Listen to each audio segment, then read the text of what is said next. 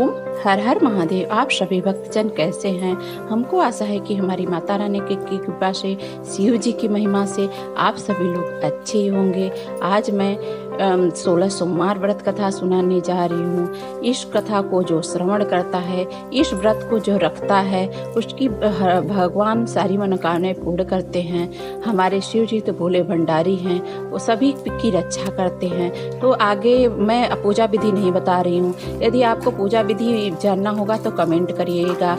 और आप हमारी बड़ी बहन है, छोटी बहन है, बड़े भाई, छोटे भाई हैं, तो अपनी बहन समझ के हमें एक लाइक हमारे कथा पे जरूर कर दीजिएगा, जिससे कि हमारा उत्साह बढ़े और हम और आपको अच्छी अच्छी कथा बना के देती रहे हूँ।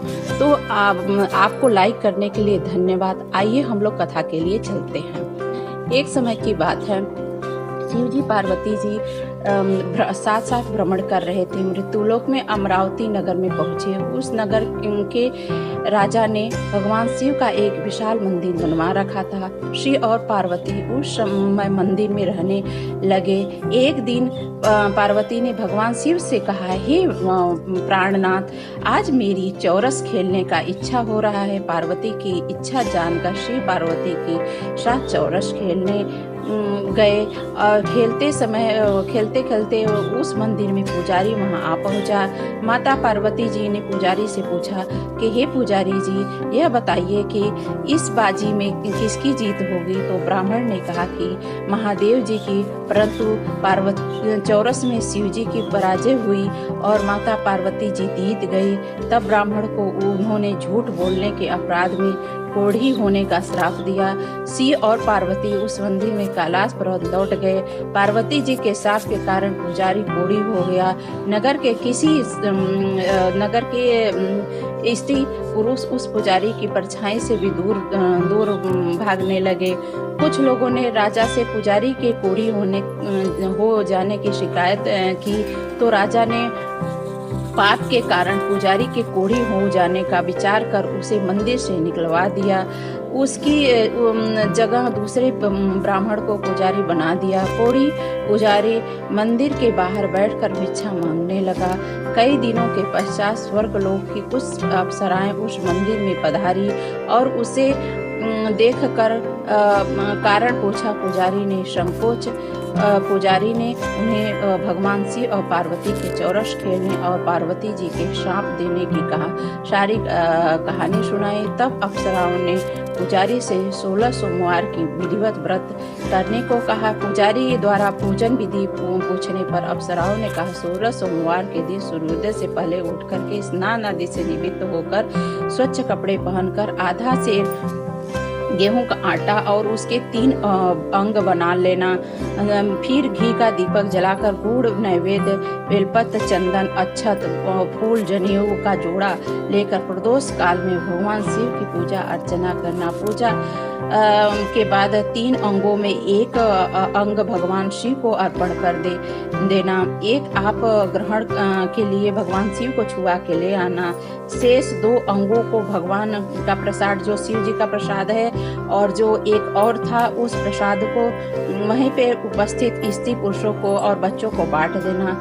इस तरह व्रत करते हुए जब 16 सोमवार बीत जाए तो 17वें सोमवार को 1 पाव आटे की बाटी बनाकर उसमें घी और गुड़ मिलाकर चूरमा बनाना।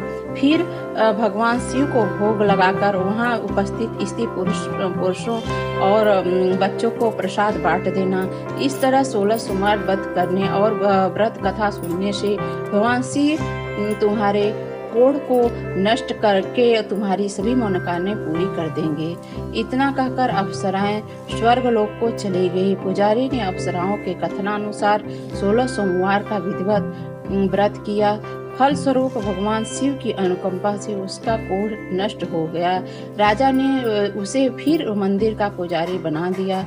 वह मंदिर में भगवान शिव की पूजा करता आनंद से जीवन व्यतीत करने लगा। कुछ दिनों बाद पुनः पृथ्वी का भ्रमण करते हुए भगवान शिव पार्वती जी उस मंदिर में पधारे।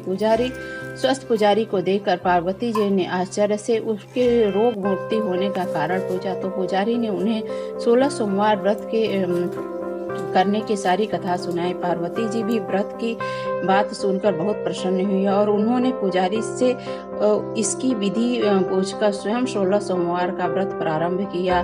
पार्वती जी उस दिनों अपने पुत्र कार्तिकेय के नाराज होकर दूर चले जाने से कुछ चिंतित रहती थी। वे कार्तिकेय को लौट आने के अनेक उपाय कर चुकी थी, लेकिन कार्तिकेय लौट कर उनके पास नहीं आए थे। 16 सोमवार का व्रत करते हुए पार्वती ने भगवान शिव से कार्तिकेय के लौटने की मनोकामना की। व्रत और समापन के तीसरे दिन सचमुच कार्तिकेय वापस लौट आए।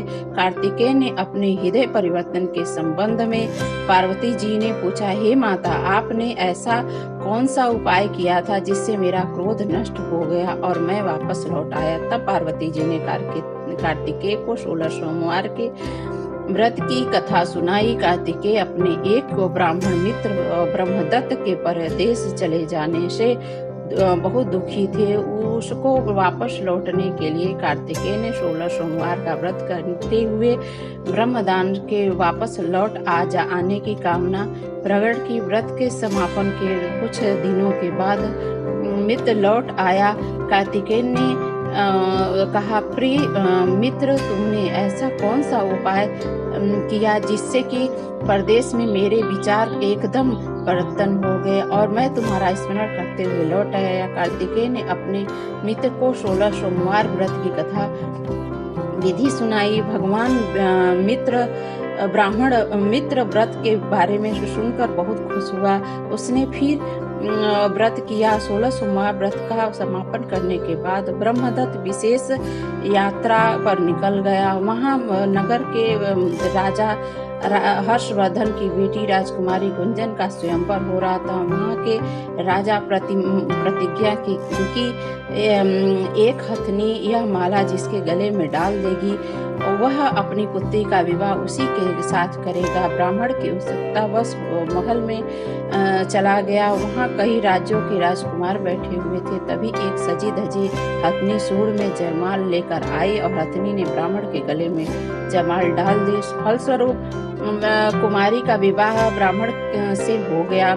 एक दिन उसकी पत्नी ने कहा, हे प्राणनाथ, आपने कौन सा शुभ कार्य किया था जो उस हथनी ने राजकुमारों को छोड़कर आपके गले में जयमाला डाल दी? ब्राह्मण ने 16 सोमवार व्रत की विधि बताई।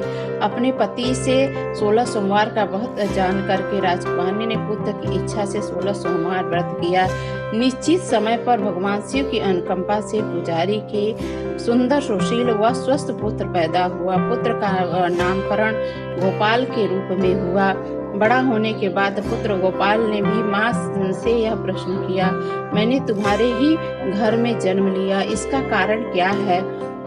माता गुंजन ने 16 सोमवार व्रत के बारे में अपने पुत्र को बताया। व्रत का महत्व जानकर गोपाल ने भी व्रत करने का संकल्प किया। गोपाल जब 16 सोमवार व्रत किया तो उसने राज पाने की इच्छा से 16 सोमवार विधिवत व्रत किया। व्रत समापन के बाद गोपाल घूमने के लिए समीप के नगर में गया। वहाँ के वृद्ध राजा ने गोपाल को पसंद किया और बहुत धूमधाम से अपनी पुत्री का राजकुमारी मंगला का विवाह गोपाल के साथ कर दिया। 16 सोमवार के व्रत करने से गोपाल महल में पहुंचकर आनंद से रहने लगा। 2 वर्ष बाद वृद्ध राजा का निधन हो गया तो गोपाल को उस नगर का राजा बना दिया गया। इस तरह गोपाल 16 सोमवार व्रत करने से गोपाल की राज्य पाने की इच्छा पूर्ण हो गई। राजा बनने के बाद वह विधिवत 16 सोमवार व्रत करता रहा। व्रत के समापन पर 16वें सोमवार के बाद 17वें सोमवार को गोपाल ने अपनी पति मंगला का व्रत के बारे में सारी सामग्री लेकर के वह समीप के शिव मंदिर में पहुंचकर पति की आज्ञा का उल्लंघन करके सेवकों द्वारा सामग्री की पूजा की सामग्री मंदिर में भेंट दी। स्वयं मंदिर नहीं आई। तब जब राजा ने भगवान शिव की पूजा पूरी की तो आकाशवाणी हुई, हे राजन, तेरी रानी 16 सोमवार व्रत का अनादर किया है तो राजा को महल से निकलवा दे, नहीं तो तेरा राज्य नष्ट हो जाएगा। आकाशवाणी सुनकर उन्होंने तुरंत महल से पहुंचकर उन्होंने सैनिकों को आदेश दिया कि रानी को दूर किसी नगर में छोड़ दिया जाए। सैनिकों ने राजा की आज्ञा मान करके उसे तत्काल उसे घरों से निकाल दिया। रानी भूख प्यास उस नगर में भटकती रही और रानी ने उस नगर पहुंची जहां एक बुढ़िया मिली। वह बुढ़िया सूत काट रही थी, बाजार में बेचने जा रही थी, लेकिन उस बुढ़िया ने सूत उठाकर उससे सूत नहीं उठ रहा था। बुढ़िया ने रानी से कहा, बेटी यदि तुम मेरा सूत उठाकर बाजार तक पहुंचा दो तो तू सूत बेचने में मेरी मदद करो तो तुम्हें कुछ धन दूंगी। रानी ने बुढ़िया की बात मान ली, लेकिन जैसे ही रानी ने सूत की गठरी हाथ लगाया तभी जोर से आंधी चली और गठरी खुल जाने से सारा सूत आंधी में उड़ गया। बुढ़िया ने उसे फटकार कर भगा दिया। रानी चलते चलते एक नगर में तेली के घर पहुंची। उस तेली ने तरस खा करके रानी को घर में रहने के लिए कह दिया, लेकिन जब भगवान शिव के प्रकोप से तेली के तेल से भरे मटके एक एक करके फूटने लगे, तेली ने भी भगा दिया। भूख प्यास से व्याकुल रानी वहां से आगे की ओर चल दी। रानी ने एक नदी पर जल पी रही थी, अपनी प्यास शांत करना चाहिए और वहां पर रुक गई तो नदी का जल उसके स्पर्श से सूख गया। अपने भाग को कोसती हुई रानी आगे चल दी। चलते चलते रानी एक जंगल में पहुंची। उस जंगल में एक तालाब था, उसमें निर्जल जल भरा हुआ था। निर्मल जल देखकर रानी की प्यास तेज हो गई। जल पीने के से रानी ने तालाब की सीढ़ियों उतरकर जैसे ही स्पर्श किया तभी उस जल में असंख्य कीड़े उत्पन्न हो गए। रानी दुखी होकर के गंदे जल को पीकर अपनी प्यास शांत की।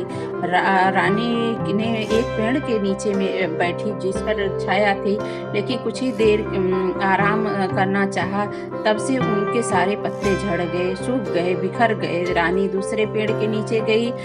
नीचे बैठते ही वो पेड़ सूख गया। वन और सरोवर की यह दशा देख करके वहाँ के ग्वाले बहुत हैरान हुए। ग्वाले रानी के समीप के मंदिर में पुजारी जी के पास ले गए। रानी के चेहरे को देख करके पुजारी जान गया कि रानी की कुछ अवश्य बड़े ऐसे कार्य किए हैं जिससे कि घर के भाग्य के कारण वह दर दर भटक रही है। शिव जी की उल्लंघन किया है पूजा का। पुजारी ने कहा कि हे रानी पुत्री, तुम कोई चिंता नहीं करो, मेरे साथ इस मंदिर में रहो, कुछ दिनों में सब कुछ ठीक हो जाएगा। पुजारी की बातों को सुन करके रानी को संतान मिली। रानी ने उस मंदिर में रहने लगी। रानी भोजन बनाती तो सब्जी जल जाती, आधे आटे में कीड़े पड़ जाते, जल से बदबू आने लगती। पुजारी भी रानी के दुर्भाग्य से बहुत चिंतित हो गया और वह बोले, हे पुत्री, अवश्य ही तुमने कोई अनुचित कार्य किया है